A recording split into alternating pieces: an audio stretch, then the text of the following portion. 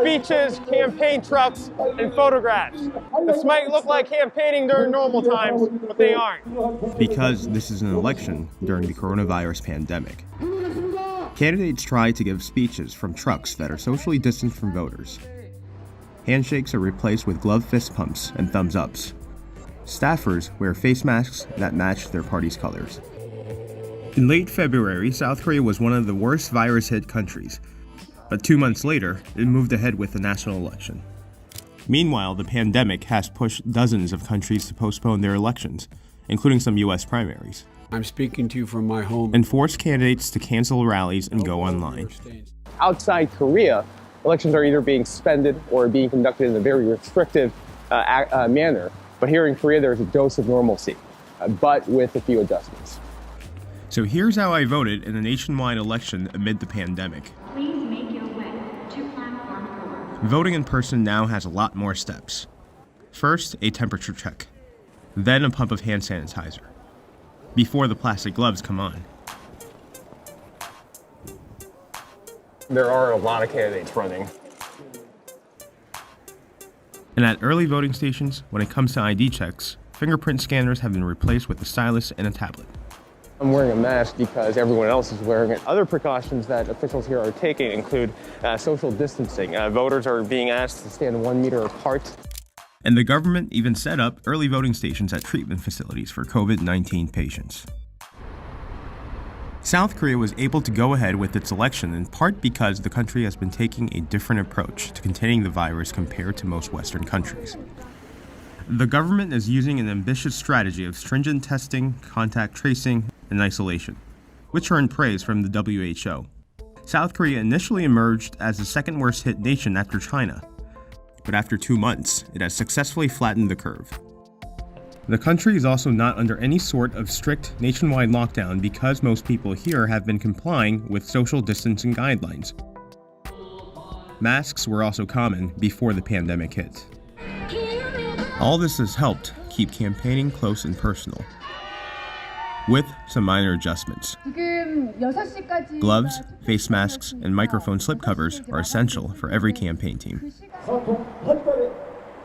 One candidate, eager to introduce himself to voters, ditched the face mask for a transparent shield.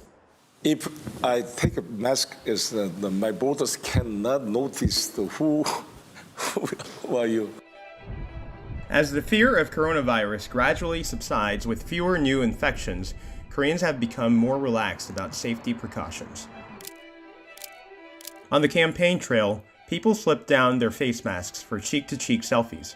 One voter even unwrapped candy with her bare hands and popped it into the mouth of a candidate. Korean health authorities continue to warn that quickly returning to normal life could spark a new outbreak.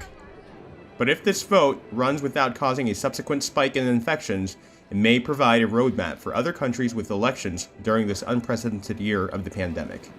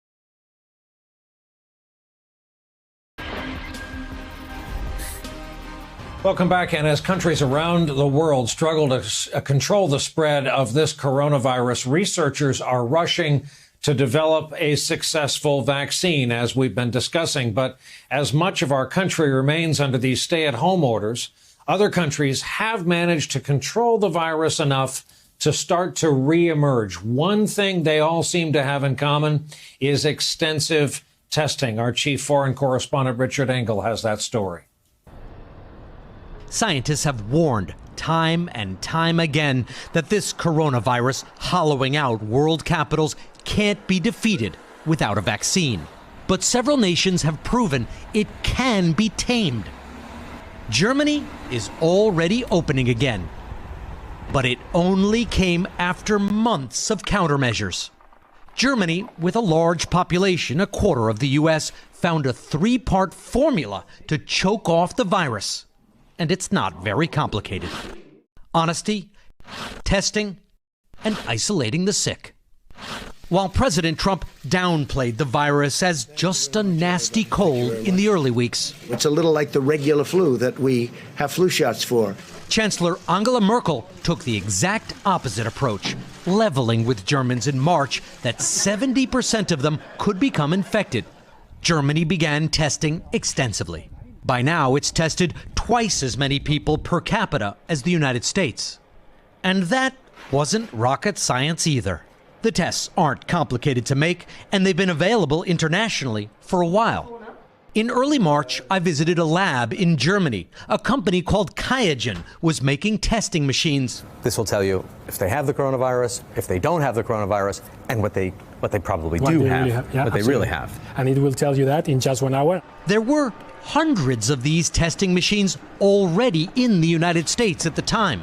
But they didn't get approval from the FDA to turn them on until nearly a month after my visit. Germany didn't lose that critical time. And now, Germany is delivering care directly to people who need it, so they can stay isolated. It's a program called the Corona Taxi, but really, it's just old-fashioned house calls. And it's not just Germany. South Korea and the United States had their first confirmed COVID cases on the same day in January.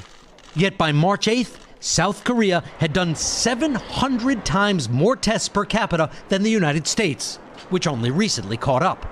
And South Korea has been doing aggressive contact tracing using mobile phones and making the data available so people know where the hotspots are.